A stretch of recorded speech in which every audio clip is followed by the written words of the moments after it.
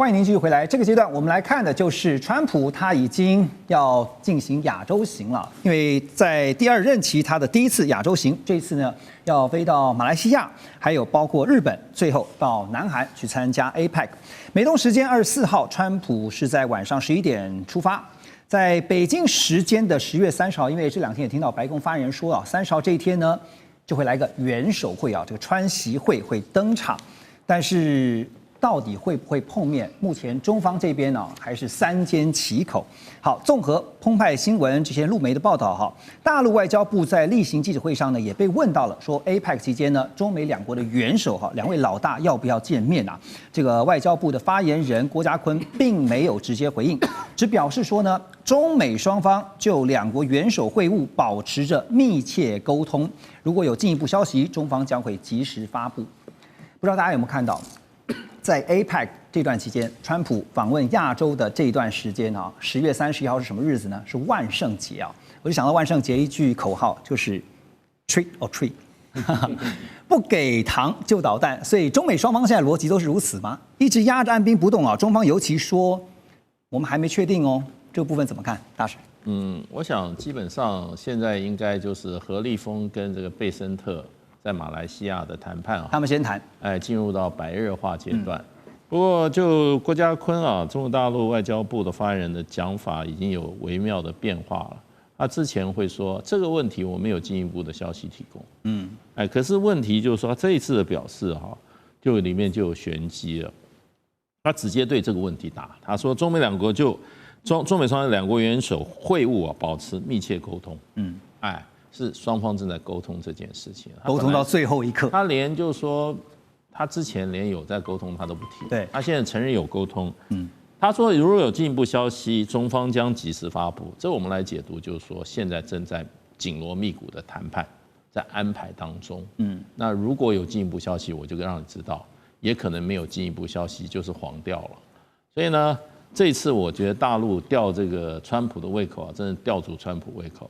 川普24号，也就是今天，应该是他已经上飞机了吧？应该差不多。对，上飞机这个之前的话，他还不晓得见不见得到习近平，所以就变成就有点像让我想起来以前陈水扁啊，那上飞机以后啊，然后那个记者问说，报告我们要飞到哪里？下一站在哪里？结果大家都不知道，那个时候就记者就说这叫盲流，这是一个。那川普这个上飞机很符合川普的风格，他就喜欢唬来唬去装神弄鬼的。这次他自己饱尝这个这次我觉得他自己真的冒了一个大险。如果说习近平不见他的话，他的国际声誉就是太没面子了，在美国他也的声誉就垮掉了。对，那所以我觉得现在应该是卡在几个关键问题中国大陆要美方答应的部分美方还没点头。你觉得哪个问题？我觉得很多问题第一个就变成就是说你那个谈好的事情不要事后再继续来怎么样改变，出尔反尔。然后你那个100%的关税的话，你不要提了，关税就是照9月14、9月15上一次何立峰跟这个贝森特谈的，是维持原状那你要中国大陆买这些黄豆然后这个中国大陆在稀土的问题上。我觉得中国大陆顶多在黄豆上面对美国有一点怎么讲呢？正面的回应。那外传就是说有关台湾问题要美方表态这一点，我觉得倒是很有可能，因为现在美国不管是我们前一阵子兰德公司也好，还有最近这个Times 杂志也好，都对台湾问题提出了很突破性的看法。没错。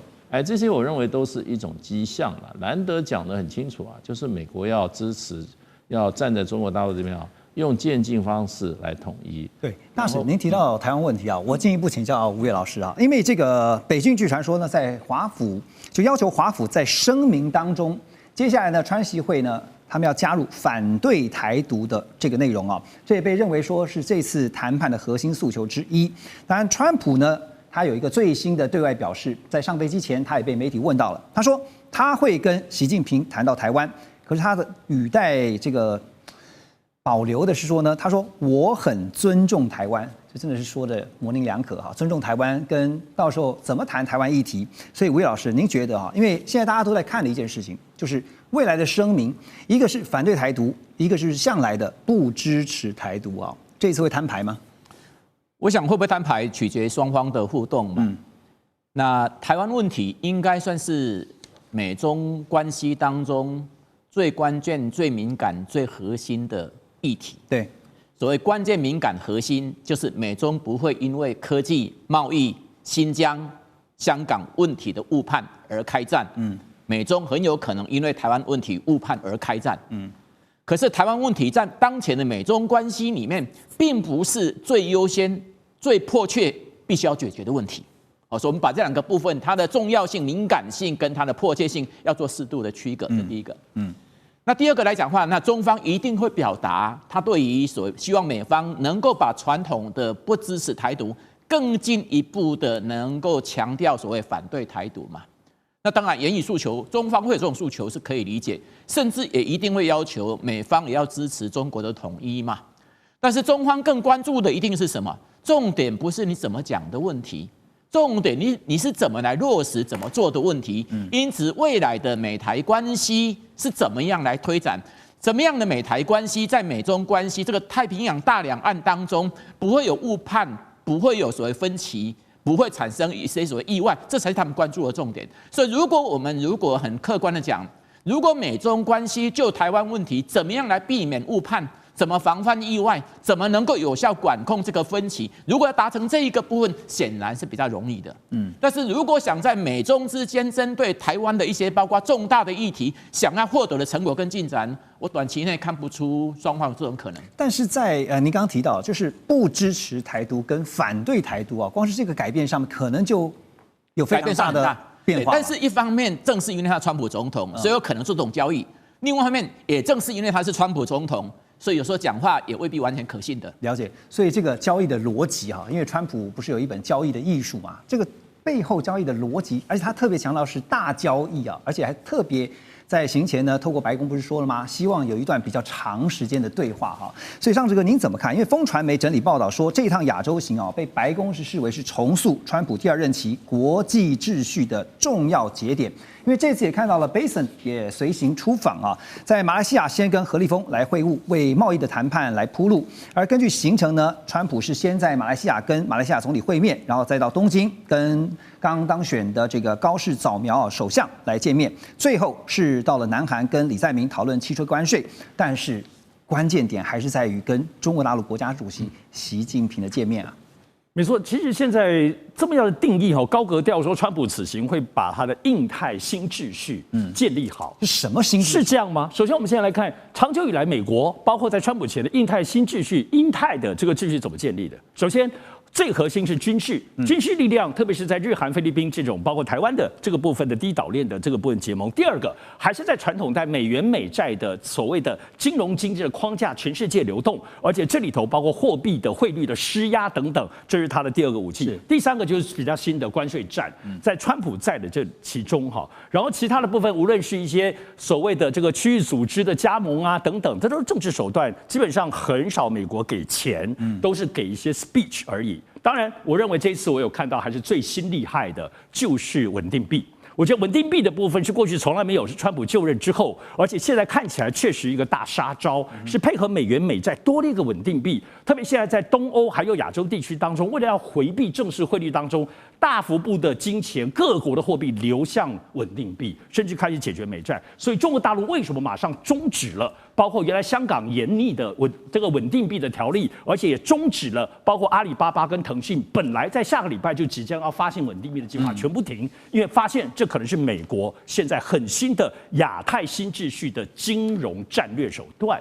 所以现在我们看，那能不能形成新的呢？在这个框架上，我们看了半天，好像也没那么容易。不是川普去损残罪走一走之后，谈一谈签就完成了。因为最大的问题，我们知道新秩序，所谓秩序就是要有 sequence， 有个顺序。以我讲中国大陆来这次15比例来说，过去中国大陆它其实是一个所谓的制造大国，15我们看到它要变成科技强国。以前是世界工厂，15之后要变成全球的产业链的链主。这个就是我们感受到的这个所谓的新秩序的轮廓，目标清楚，顺序清楚。对。可是，在美国，我们刚刚讲，虽然军事这些，可是你说谁是破坏这个秩序跟 sequence 的人呢？就是川普嘛，他是调来调去，调来调去，改来改去。所以你真正要完成一个秩序，你首先川普的思路就要有秩序，否则底下的爪牙们也很难推动。军事推动了，又突然被你刹车。所以在这个过程里头，包括现在的很多人士有很多的部分说法，单最重要，亚太新秩序的关键，共众所接任是台湾，特别两岸的敏感，台湾会是川普亚太新秩序的核心点。然后刚刚武常老师所提到，吴岳老师所提到的这个冲突点吗？破界点吗？跟中最后是一切的支点吗？看起来不见得哦。所以这里头看起来，我觉得这此行的亚太新秩序还是海市蜃楼，还要努力。就是亚太新秩序哈，其实也不难理解，就是对于美国来讲，简单逻辑就是在全球称霸，包括连印太、亚太地区都要称霸，当霸主。但是呢，会不会像以前一样，还是一样永远当老大？可能吗？马上回来。2025全球局势必须关注，中美赛局牵动地缘风险，连带影响台海两岸未来。环宇全世界，关心全世界，权威分析，专业观察，客观立场。每周6日，请您准时锁定，一同关心全球大事的瞬息万变。